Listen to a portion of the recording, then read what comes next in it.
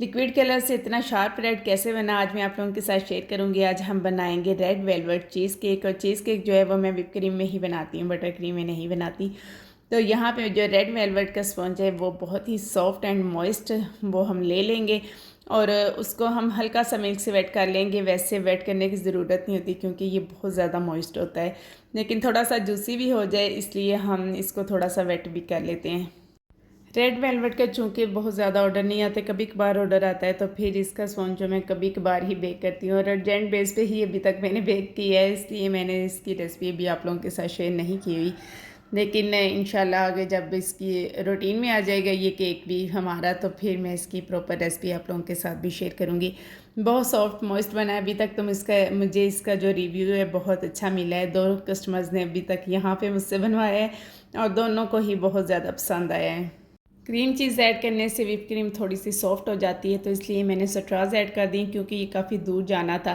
तो यहाँ पे मैंने वाइट चॉकलेट के अंदर रेड कलर ऐड कर दी क्योंकि मेरे पास जेल कलर ख़त्म हुए थे, तो मैंने लिक्विड कलर ज़्यादा ऐड करके, तो उसके बाद मैंने इसके अंदर थोड़ी सी क्रीम ऐड करके तो उसको मैंने मेल्ट कर लिया था। अब हम इसे ऐड करेंगे अपनी व्हिप क्रीम में, तो इसको व्हिप कर लेंगे। बनेगी तो थोड़ी सॉफ्ट, लेकिन जब हम इसको फ्रिज में रखेंगे तो ये अच्छे से सेट हो जाएगा हमारा केक। अगर आपके पास जेल कलर नहीं है और आप जो है शार्प रेड कलर बनाना चाह रहे हैं और आपके पास लिक्विड कलर अवेलेबल है, तो आपको जितनी कलर की ज़रूरत है ना उतना कलर आप वाइट चॉकलेट में ऐड करें, साथ में थोड़ी सी आप क्रीम ऐड करें और उसको जो है गिनाश बना लें, वाइट चॉकलेट गिनाश बना लें। तो उसके बाद आप उसको केक में जब डाल के तो क्रीम में डाल के जब आप केक पे अप्लाई करते हैं तो बहुत स्टेबल जो है हमारा केक रेडी हो जाता है। अब ये अंदाज़ा आपको होना चाहिए कि आपको कितना रेड कलर चाहिए, उतना ही कलर ऐड कर लें। बिल्कुल बेफिक्र होकर आप ऐड कर लें। मैंने काफ़ी ज़्यादा ऐड किया था, मतलब छोटे वाली बोतल थी तो तकरीबन हाफ़ बोतल जो थी वो मैंने डाल दी थी।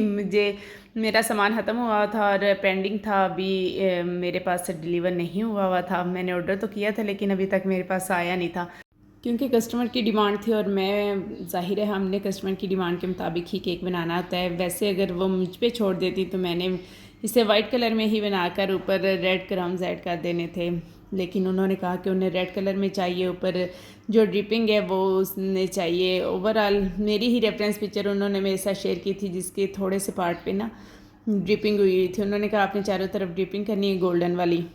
तो यहाँ पे मैंने चॉकलेट गिनास से इसकी ड्रिपिंग कर ली थी और अब हम इस पे गोल्डन ग्लिटर कर लेंगे। पहले मैंने सोचा था कि मैं पाइपिंग बैग में ग्लिटर भर के तो उसके ऊपर अंदर चॉकलेट ऐड करके तो मैं ड्रिपिंग कर लूँगी, लेकिन आपको मैंने बताया मेरा सामान सारा ख़त्म हुआ था, गोल्डन डस्ट भी ख़त्म हुई थी। तो मुझे ये था कि जो है इसको अब मैं वेस्ट ना करूँ, मैं कोई एक्सपेरिमेंट नहीं कर सकती थी।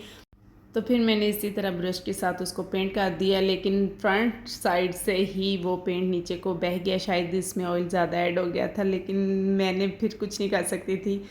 इसके अलावा और कोई ऑप्शन नहीं थी कि मैं ऐसे ही डिलीवर कर दूँ। बुरा नहीं लग रहा था, ठीक लग रहा था। तो यहाँ पे हैप्पी बर्थडे का मैंने टैग ऐड कर दिया था, ऊपर नेम लिख दिया था, साथ में एक प्यारी सी कैंडल भी लगा दी थी और केक बहुत प्यारा लग रहा था। जब मैंने पिक्चर कस्टमर के साथ शेयर की तो उन्हें बहुत ज़्यादा पसंद आया। ये कस्टमर ने अपनी भांजियों को सरप्राइज़ भेजा था। आई डोंट नो खुद कहाँ से थी, मैंने उनसे पूछा ही नहीं कि खुद वो कहाँ से बात कर रही हैं। तो ये उनकी भांजियों तक पहुँच गया था और उन्हें बहुत ज़्यादा पसंद आया था। और आप लोग भी मुझे बता दें कि आप लोगों को कैसा लगा।